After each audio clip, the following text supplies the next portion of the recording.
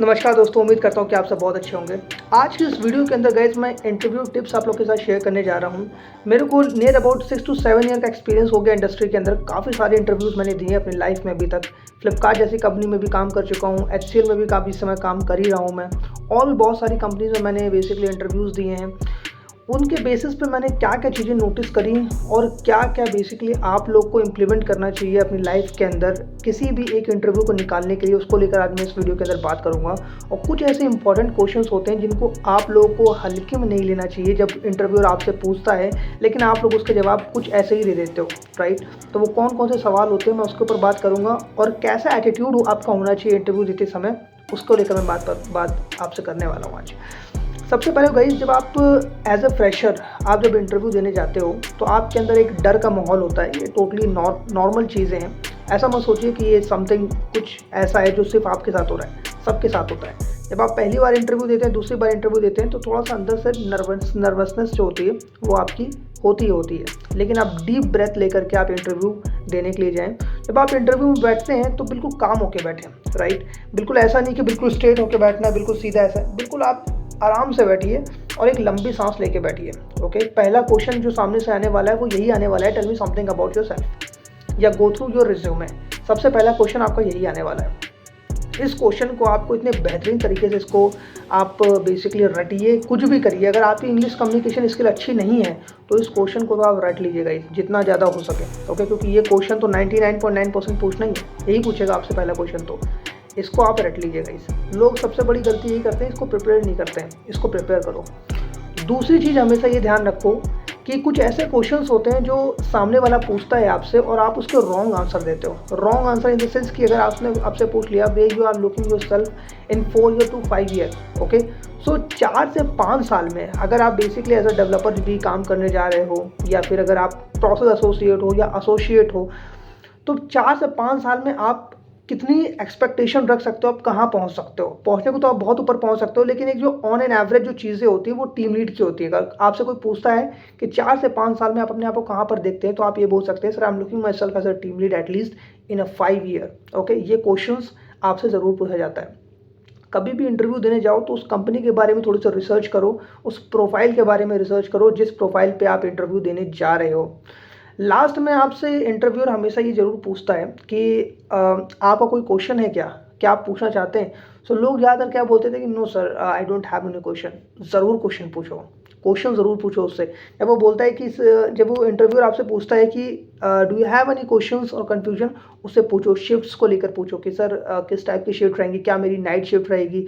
जो मेरा काम रहेगा क्या वो सपोर्ट टाइप का काम रहेगा, कॉलिंग का काम रहेगा, या मेरा सिर्फ़ और सिर्फ बैकएंड में काम रहेगा? किस तरह का काम रहेगा? ओके, अगर आप आईटी में भी जाते हो तो आईटी में भी बहुत सारे बेसिकली सेगमेंट हो सकते हैं। हो सकता है कि आप किसी एक इंडिविजुअल रोल के लिए जा रहे हो बट वो प्रोफाइल उनके पास नहीं है, वो दूसरे में आपको शिफ्ट कर दें। ओके, सो आपका पूछना बहुत ज़्यादा इंपॉर्टेंट है। वहाँ पर अगर आप डर जाओगे तो हो सकता है किसी ऐसे रोल में आपको फंसा दिया जाए, कुछ ऐसे रोल में आपको डाल दिया जाए जो आपको पसंद ही ना हो, राइट? मैं जानता हूँ अगर आप एज अ फ्रेशर जा रहे हैं तो आप सिर्फ और सिर्फ नौकरी के पर्पज़ से ही जा रहे हैं, लेकिन फिर भी अगर आप पूछते हैं तो ये एक बेस्ट इंप्रेशन क्रिएट करता है। वो ये दिखाता है कि बेसिकली आप जागरूक हैं उस पर्टिकुलर प्रोफाइल के लिए, और आप शांत नहीं बैठे हैं, आप कुछ पूछ रहे हैं, आपका जो माइंड है वो ओपन है।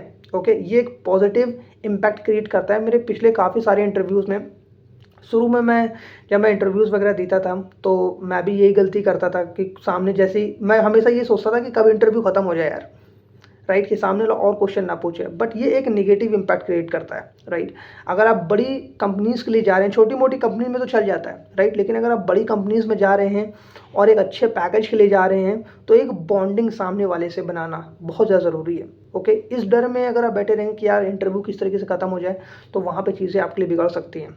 Okay, so it's all about कि जो मॉक इंटरव्यूज़ होते हैं, it's all about the conversation between you and front of someone.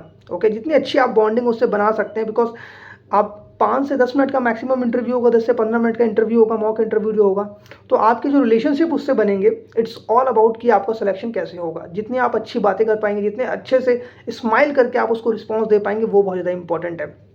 और लोग कहते हैं कि सर हमें बहुत बेसिकली डर सा लगता है, फ़ियर होता है। तो स्टार्टिंग के 2-4 इंटरव्यूज़ में आपको फ़ियर लगता है गाइस, उसके बाद जब आप इंटरव्यूज़ देते हो तो आप हैबिचुअल हो जाते हो, उसके बाद आपको कोई दिक्कत नहीं होती है। ओके, और बाकी रहा कि डर अगर लगता है तो कॉन्फिडेंस तो गाइस होना चाहिए आपके पास। कॉन्फिडेंस अगर नहीं है, फेस पे अगर कॉन्फिडेंस नहीं दिख रहा है, अगर आपको डर जितना भी लग रहा हो, फेस पे अगर कॉन्फिडेंस नहीं दिख रहा है तो आप पहले क्वेश्चन में ही रिजेक्ट हो जाओगे।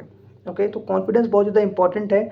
डरना नहीं है, बिल्कुल आराम से जाके इंटरव्यू दो, बिकॉज सामने वाले को भी आपको हायर करना है। ओके, वो ओपनिंग इसलिए ही है कि एक डिजायर्ड कैंडिडेट को हायर किया जाए। ओके, आप ऐसा मत सोचिए कि आपको ही नौकरी की ज़रूरत है, उस बंदे को भी आपकी ही उतनी ज़रूरत है जितनी आपको नौकरी की ज़रूरत है। वो उस बंदे को ही ढूंढ रहा है जो उस पर्टिकुलर प्रोफाइल के ऊपर सेटअप हो जाए। तो वहाँ पे आपको डर डर डर नहीं दिखाना है, बल्कि अपना कॉन्फिडेंस दिखाना है कि जो प्रोफाइल है वो मेरे लिए है और मैं इसके लिए फिट हूँ।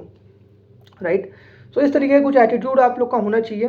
अगर ऐसा एटीट्यूड लेकर अगर आप चलते हैं तो आपका कोई भी इंटरव्यू होगा वो ईजिली क्रैक हो जाएगा गाइस, ईजिली क्रैक हो जाएगा। और नॉर्मल जो बेसिकली सपोर्ट टाइप के जितने भी रोल होते हैं उसमें 10 से 15 मिनट से ज़्यादा इंटरव्यू नहीं होता है, टू बी वेरी फ्रैंक।